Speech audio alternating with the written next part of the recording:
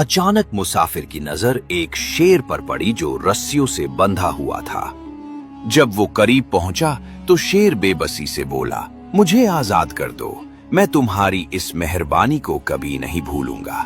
मुसाफिर को शेर पर तरस आया, उसने रस्सी खोली और शेर को आजाद कर दिया।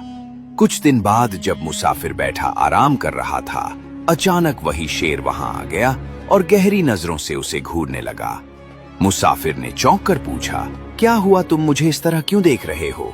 शेर बोला, मेरी फितरत है शिकार करना और इस वक्त तुम मेरे लिए सबसे आसान शिकार हो। मुसाफिर ने हैरानी से कहा, मैंने तुम्हें बचाया, तुम्हें नई जिंदगी दी और अब तुम मुझे ही खाना चाहते हो।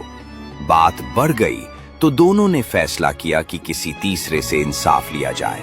रास्ते में उन्हें एक ऊंट मिला, उन्होंने सारा वाकया उसे सुनाया। ऊंट बोला, इंसान सारी जिंदगी हम पर बोझ डालता है और जब हम बूढ़े हो जाते हैं तो हमें मार देता है। मैं तो शेर का साथ दूंगा। मुसाफिर और शेर आगे बढ़े और एक दरवेश के पास पहुंचे।